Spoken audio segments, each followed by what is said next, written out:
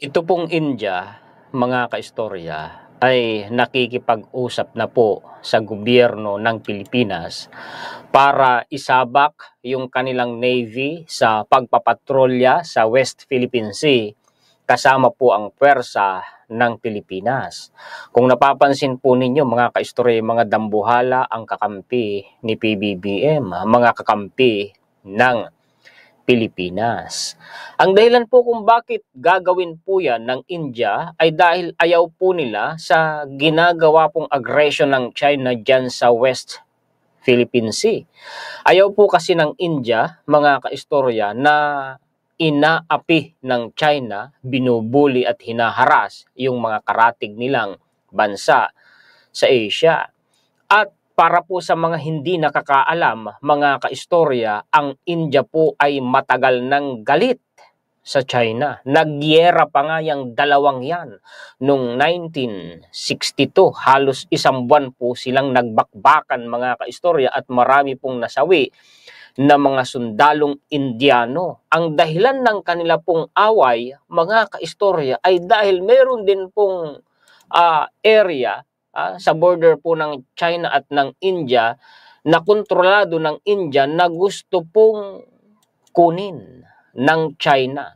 Yung kanila pong giyera, yun yung tinatawag na Indo-China War or Sino-Indian War noong 1962, kagaya po ng nakikita ninyo mga kaistorya, no? At ang area na pinag-aagawan nila ay malapit po sa Tibet. Yung Tibet po, mga kaistorya, ay nasa Himalayas Mountain Region. Yun pong area na yun na pinag-aagawan nila since 1960s, mga kaistorya, ay isang plateau region. Yun po yung Aksai-Kin. Ayan po, mga kaistorya. Nung nagyera sila, natalo ng pwersa ng China ang India at matapos na manalo ng China ay bigla pong pinaatras ng gobyerno ng China yung mga sundalo nila, pinabalik sa China. Hindi ngayon matanggap ng mga sundalo na Chinese dahil nagtatanong sila, panalo na, bakit biglang aatras? Hanggang ngayon ay hindi malinaw sa kanila dahil hindi naman nagbigay ng paliwanag ang China. Yun po ang dahilan kung bakit galit hanggang ngayon ang India sa China. Ito po yung balita, mga kaistorya. Philippines, India hold talks amid aggression in South China Sea. Nandun sa baba yung malasa po niyang sangkap, mga kaistorya. Ito po yan ha. Amid challenges in the South China Sea, including West Philippine Sea, binanggit literal West Philippine Sea ha. Both sides discussed ways to enhance maritime cooperation in furthering a conductive environment for mutual growth and global well-being. Para lang ba ito sa kapakanan ng Pilipinas at ng India? Hindi po. Kung mapapansin ninyo, global well-being. Diyan natin makukumpirma, mga kaistorya, yung sinasabi sa inyo ng inyong kaistorya na ang problemang ito sa West Philippine Sea ng Pilipinas ay international concern. Dahil nga po, mga kaistorya, hindi lang po regional ang pinag-uusapan dyan, kundi world peace at yung world trade route dyan sa South China Sea. Tingnan ninyo ito, pansinin ninyo. Ito pong susunod na paragraph. In 2023, India joined a chorus of nations calling out aggression in the West Philippine Sea. Maraming nagalit sa China. Kasama po doon, mga kaistorya, ang India dahil sa aggression nila dyan sa West Philippine Sea. Mainly perpetrated by China, with which India also has land dispute. Yun yung binabanggit ko sa inyo. Yung Aksai-Kin. Para nga magkaroon kayo ng idea, ipakita ko po sa inyo, mga kaistorya, muna. Punta tayo ng Google Earth. Pagkatas palakihin ko ha. Ayan po yung Aksai-Kin. Ito pong may Google pin na kulay red. Ayan, mga kaistorya, kung nakikita ninyo sa monitor ng inyong device. Palakihin ko nga ito para makita ninyong mabuti. Ito po yung Aksai-Kin. Ito ang India. Ito ang China. Yung border na yan, mga kaistorya, Himalayas Mountain po yan . Nagyayelo yan. Ito yung Tibet . ito ang bansang Nepal at ito po ang bansang Bhutan. Sakop kasi ito ng India. Hanggang ngayon, pinag-aawayan po nila yan. Ano ho? Okay, so balik na tayo doon sa referensya na pinapakita ko sa inyo kanina. Mas mabuti na kasi na malinaw po sa isip ninyo ano ho, yung pinag-uusapan po natin. Okay, tuloy po tayo dito. Taking a strong stance against China's expansionist attitude following the release of its 2023 standard map. Strong stance talaga pong kontrang-kontra ang India dun po sa 2023 standard map na yan ng China. India said it saw the need to bolster its defense and maritime security partnership with the Philippines as both countries depend on peace and stability in the Indo-Pacific. Nakita ng India, na-realize nila ngayon mga kaistorya, na kailangang palakasin ang magkasamang depensa sa maritime security. Pag sinabi yung maritime security, seguridad sa karagatan, particular sa South China Sea, West Philippine Sea, mga kaistorya, dahil ang dalawang bansa umanong ito, ang India at Pilipinas, ay pareho pong nakadepende, yung kapayapaan nila at yung stability nila sa Indo-Pacific region yan. Karagatan mula dyan sa gilid po ng Africa, Pasipiko, hanggang tuloy-tuloy dyan sa West Pacific sa may gilid po ng Amerika. Nasa gitna po niyan ang South China Sea. Former Indian envoy to Manila said that New Delhi would like to expand the Navy engagement. Kaya nga binanggit natin kanina yung Navy ng India talagang sasabak sa West Philippine Sea between New Delhi and Manila because both have high and common stakes in the region. Ay kita na ninyo mga kaistorya, dambuhala rin ang India. Aba, ay superpower din po yan. I do see the possibility of greater engagement in the maritime domain. As to what it will take, we have to depend on the evolution of the situation. Gustong mag-adapt ng India sa sitwasyon Actually, yung pagbabago naman ng sitwasyon, yung tension, dulot lang naman yan, mga kaistorya ng China China lang naman ang may kagagawan yan Di po ba, mga kaistorya? Okay, isa pang balita.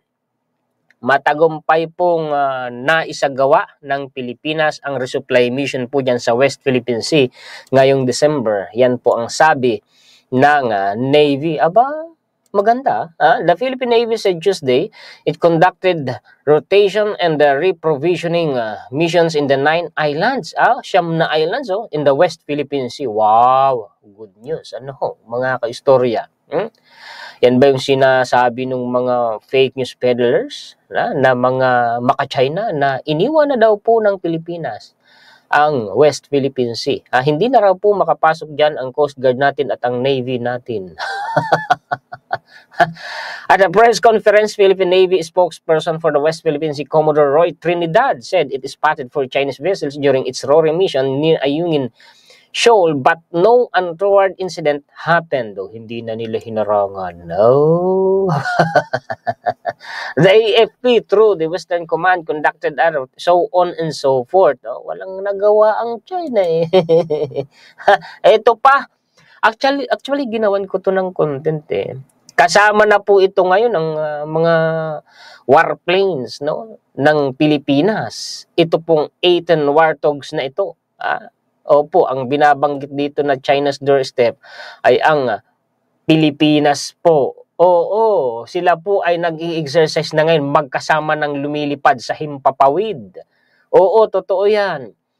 The U.S. Air Force has deployed 18 Warthogs known for their close air support capabilities to Clark Air Base, Philippines for integrated training with the Philippine Air Force. This deployment aligns with the dynamic force employment strategy, emphasizing agility and unpredictability in the Indo-Pacific region. Kita ninyo, laging binabanggit Indo-Pacific region. Di ba? Nararamdaman na po ninyo mga kaistorya, sinasabi ko na itong problema natin dyan sa West Philippine Sea ay international concern. Kaya tayo ngayon ay maraming kakampi dyan.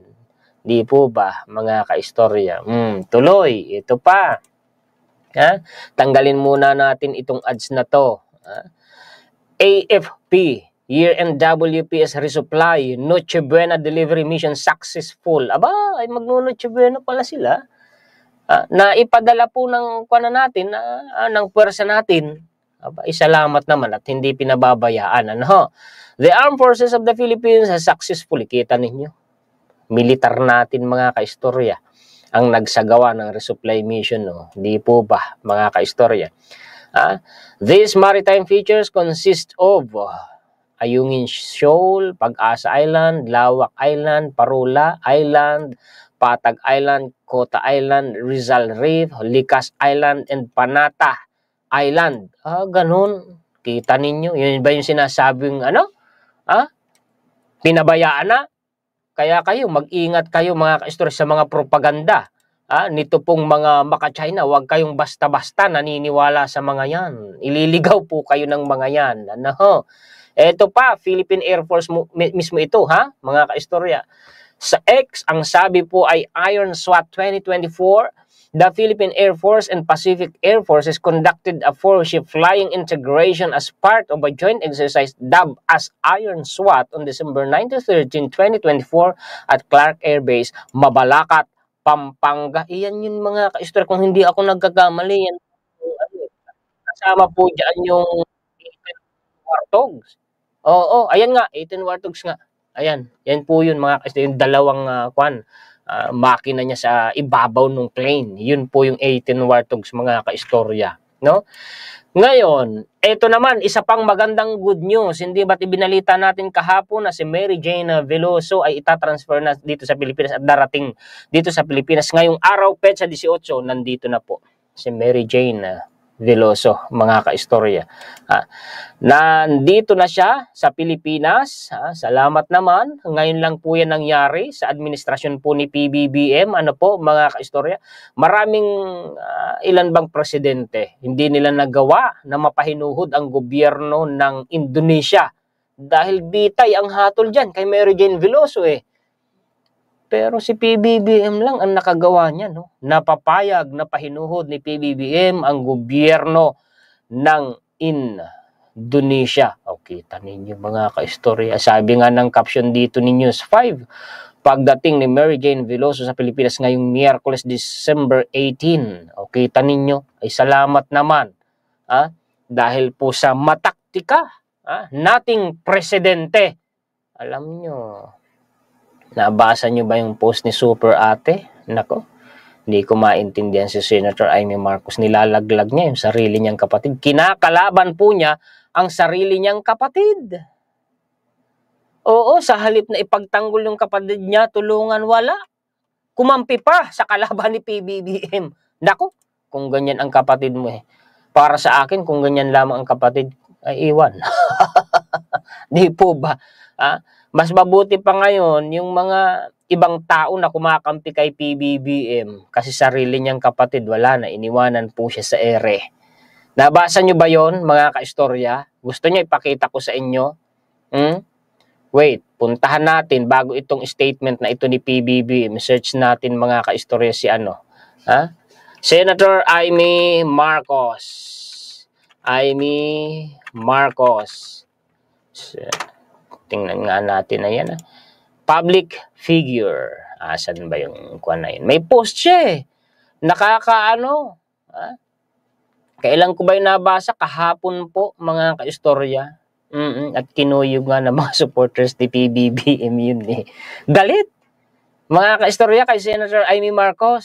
Galit po. Asan na ba yun? Ito. Ito po, ay may solusyon. Ayan na Noong ikaw ay nagsona, nagsabi ka ng mga proyektong dapat unahin. Ngayon sinusuway ka ng ilang taong akala mong makabubuti para sa iyo at sa bayan. Senator Amy Marcos, di nyo po ba naiintindihan na wala namang perpektong gobyerno? Wala po.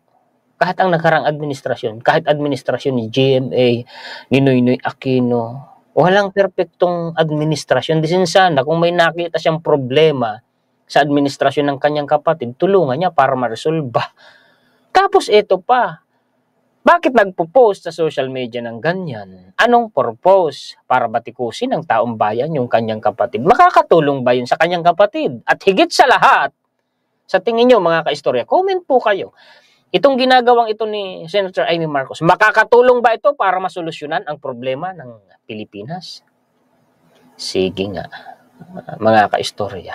Click natin. Sinare niya pa, no? Binalikan ni Senador Amy Marcos ang mga ipinangako ng kanyang nakababatang kapatid na si Pangulong Bongbong Marcos Jr. sa ikatlong SONA. Ako'y tinatabangan, mga kaistorya, sa sinasabing yan ni Senator Amy Marcos. Ginawa ito ng senadora matapos ang pagtapyas ng pondo ng ilang ahensya ng gobyerno para sa susunod na taon. Nung ikaw ay nagsuna, nagsabi ka ng mga proyektong dapat unahin, so on and so forth. Umapila din ang senadora na tututukan ng issue ng pambansang pondo. Pinaalalahanan nito ang kapatid na labag sa batas ang pagkialam ng ilang so on. Teka lang yung GAA, nung pinag-uusapan dyan sa Senado, sila ang final na mag-a-approve niyan. Bakit di siya nakialam? Diba? Diba mga kaistorya? Tapos ngayon magpo-post ng ganyan. Naku, ewan, mga kaistorya. Katamlay po, mga kaistorya. Ito na, yung kwa ni PBBM. We take this opportunity to extend our gratitude to the Indonesian government and to all who have extended assistance for the welfare of Miss Mary Jane Veloso. We are pleased to announce that she was turned over into the custody of the Philippine officials in the evening of 17 December. Si Mary Jane Veloso ay itatransfer daw po sa Women's Correctional kung hindi ako nagkakamali sa nabasa kong balita.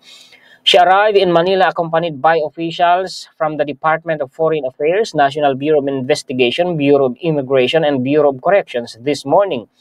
18 December 2024, we assure the Filipino people that Ms. Veloso's safety and welfare is paramount, and our agencies in the justice and law enforcement sector shall continue to ensure it, as our Indonesian counterparts have safeguarded it for so long. The Philippine government welcomes the imminent transfer of Ms. Veloso, which was made possible by our strong friendship and cooperation with the Indonesian government. Ayun, mga kaistorya, salamat sa atin pong presidente. Di yan nagawa ni former President Duterte. PhilHealth na naman. Baka isa ito sa tinutukoy ni Senator Amy Marcos. Ano gusto? Lagyan ng pundo yung PhilHealth tapos matitingga na naman. Kagayong nakaraang subsidiya na di naman nagamit kaya pinapatransfer sa National Treasury tapos ginawa ng issue. Issue illegal daw, issue ganito o ano, ayaw magamit sa mga proyekto at programa ng gobyerno kaya kinukontra. Kasi ang isipan, baka ang gustong itatak sa isipan ng mga tao, kukurakutin laang. Ay, hindi. Wala pang problema, nilagyan na agad ng problema. Ano, tayo ba'y mag-iimbak ng pera na hindi naman gagamitin? Yung GAA po, mga kaistorya, yung General Appropriations Act or yung budget ng gobyerno na nakalaan sa loob ng isang espesipikong taon. Yan ay talagang ang purpose ay para ilaan at gastusin sa mga proyekto at programa ng gobyerno, hindi para itambak o itenga lamang sa bangko. Yun ang dahilan kaya hindi nilagyan ng subsidiya ang PhilHealth. Kasi matitingga lang daw po't hindi magagamit, sabi ni Presidente PBBM. Yung ipinapangamba ng marami na mga bumabatikos at bumubuta sa gobyerno. Kumbagay, gustong ipalabasin na kawawa ang mga benepisyaryo ng PhilHealth. Kawawa ang taong ba? Hindi. Dahil nananatiling may malaking pera ang PhilHealth, mananatili pong matatamasa ng mga benepisyaryo, miyembro ng PhilHealth, yung kanilang mga benefits. Ewan ko ba sa mga kababayan natin, mga kaistorya? Di ko rin maintindihan kung minsan. Si Kong Sandro, mga kaistorya. Eto. Ilocos Norte Representative Sandro Marcos suportado ang kanyang ama, si Pangulong Bongbong Marcos, sa mga puna nito hinggil sa 6.3 trillion budget para sa 2025. The President is my father. I support him in whatever he says and whatever he hopes to achieve. Of course, anak yan siyempre Anong gusto nila? Ilaglag din ng anak yung tatay kagaya ng ginawa ng kanyang ate. Hello, 'di ba mga kaistorya? Good news are! Itong problemang ito na iniwan ng Duterte administration, dambuhalang problema na ginawa at iniwan ng Duterte administration na sinalo ng PBBM administration, tapos na. Naresolba na po ng gobyerno natin ngayon. As of December 15, revoke na po ang lisensya ng lahat ng pogo sa bansa.